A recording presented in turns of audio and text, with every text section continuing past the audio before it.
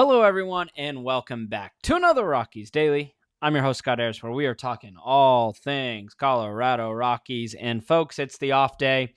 The Rockies are traveling to Cincinnati, where they've got a nice little series with the Reds. And so during the off day, it's thinking, what are some different things that we can talk about? Because there are a lot of things to talk about with this team. And then the MLB.com came out with their 30-team power rankings. I got excited because, look, the Rockies, they just come off sweeping the Mets. They have had a really impressive April. And I'm thinking, you know what? Maybe they'll find themselves in the high 20s. 22, 23. That's pretty good for this young and improved Rockies team. I just kept scrolling. You kept scrolling until down at number 30. The Colorado Rockies, according to the MLB, are still the worst team in baseball. There are 9 other teams with worse records. They have the same record as a couple other teams in the Giants and the Orioles. And in terms of teams under 500, they've got the second best run differential, only behind the Angels. And so I'm thinking to myself, what's going on at MLB.com? So it's like, all right, maybe the write-up says, hey, we think it's a flash in the pan and this team is still going to be stinko mode, right? Like, who knows? This is from MLB.com. This is what they wrote about the Colorado Rockies. This is their write-up for why the Rockies should still be at number 30 after just sweeping the New York Mets, who moved up in the power rankings, just so you know.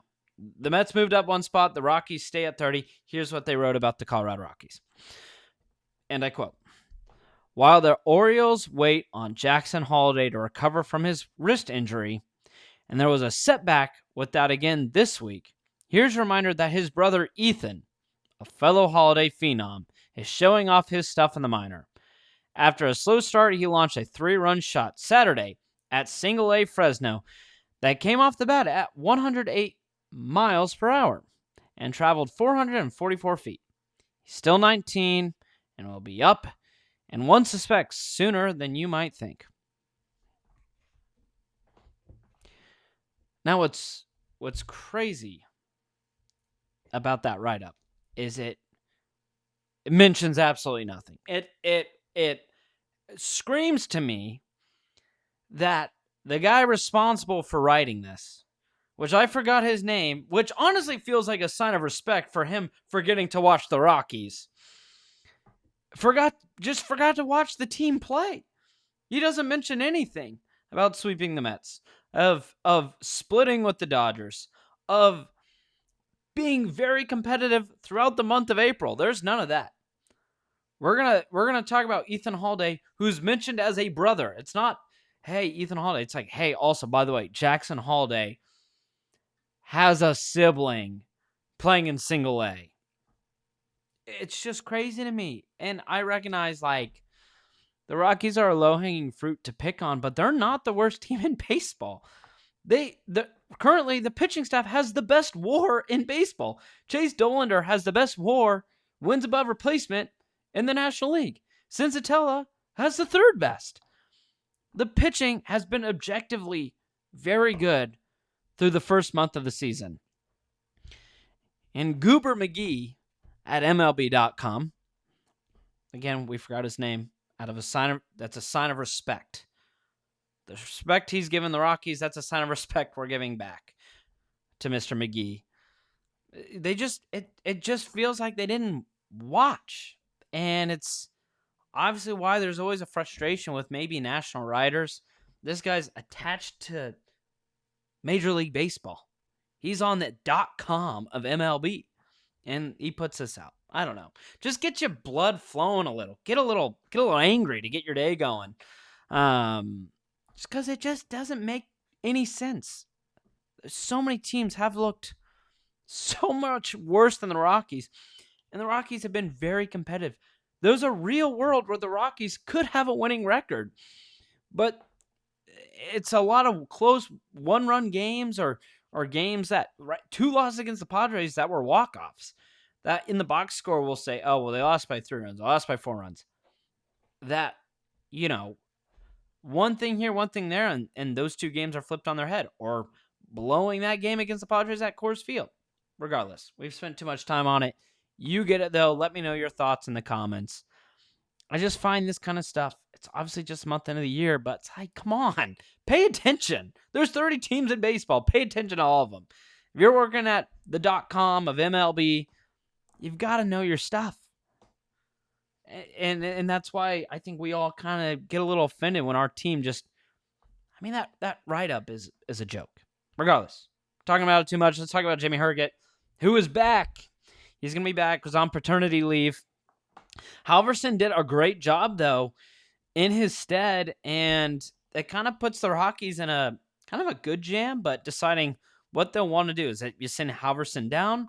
You send someone like Agnos down, who has kind of been up and down. I don't know, but I just know Jimmy Herget is going to get his spot back. 12 innings pitched, 11 strikeouts, .83 whip. And he's so unique compared to the rest of this bullpen where you have a lot of guys that just give you gas, right? Like 98, 99, 100-mile-an-hour fastballs. Herget's like, dude, I top out at like 90 for my fastball. And it's all off-speed stuff, and it's worked extremely well. He's been so good for the Rocks in that regard.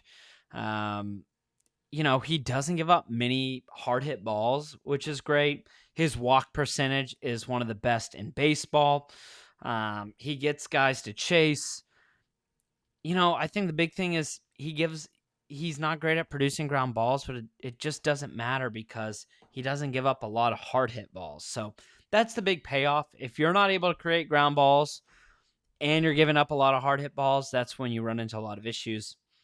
But, he gets it done with the slider. The slider and the sweeper, 29% of the time for each of those pitches. So just about 60% of his pitches are those two. And then it's the sinker, which, again, is below league average. His sinker is just 91 miles an hour. League average is about 94. And then his four-seam is 92. League average, 95. But, again, he was great in 2025. He was a huge, just an awesome revelation for the Rockies. And he's been great in 2026. And it's just amazing what this bullpen has been able to do. And they've found these gems, right? Like Brendan Bernardino, the Red Sox just essentially let the Rockies have him. He's been unbelievable. Herget's been unbelievable. And that obviously ties in with some of these other younger guys in the bullpen, as well as Antonio Senzatella, who we mentioned his wins above replacement has been outstanding. He's got a .5 ERA. But man, this bullpen has just been fun to watch, and it just reminds you of some of those classic Rockies teams with great relievers. Fuentes, Houston Street, Manny Corpus. You just think of like different random guys, and this bullpen as a collective group has really been better than most, if not all, through the first month of the season. And it just gets you thinking, like, how can Paul De Podesta kind of build this Rockies empire?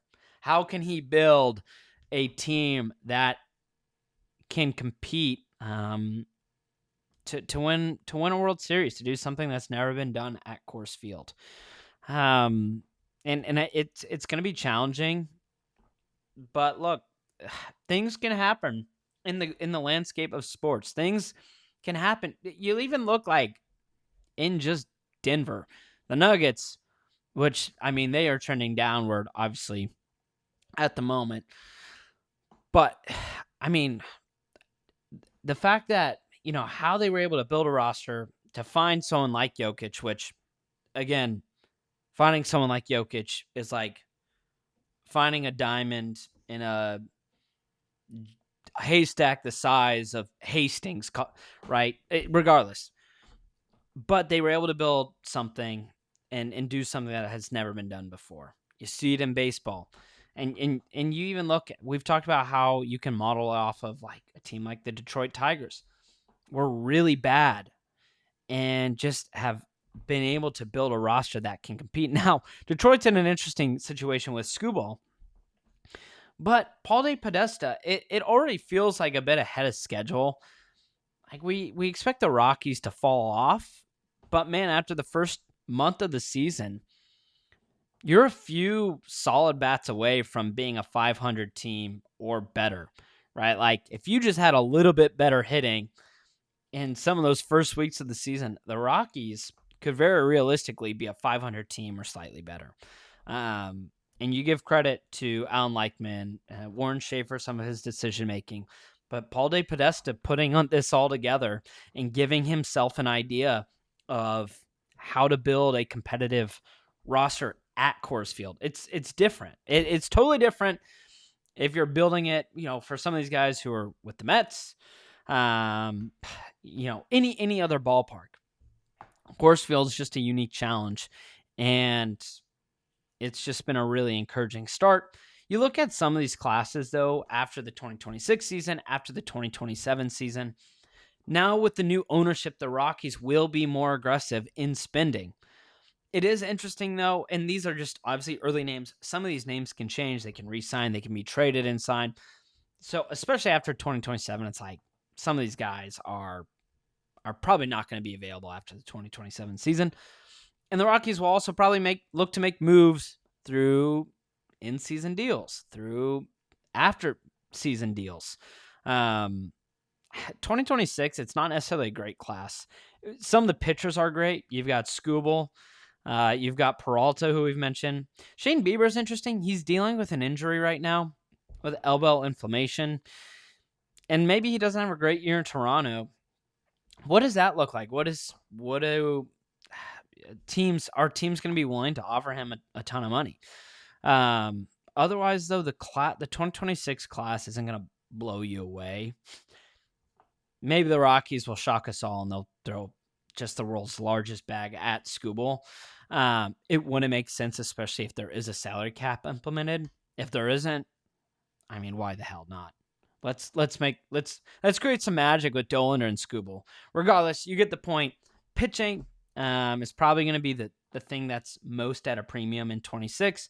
27, you get a few more names. You've got Albies. You've got Brendan Donovan. You could get the old gang back together because both Arenado and Story are set to be free agents after that 2027 season. And then Kyle Tucker, Cody Bellinger also have an option to opt out. So it's just interesting that you just look at early look, and there's not a ton of giant names. There are giant names, but it's not like this plethora that you might hope to see or expect. That doesn't mean the Rockies can't be aggressive, and that doesn't mean the Rockies can't go and sign guys in free agency to make this team better, because they will need to do that.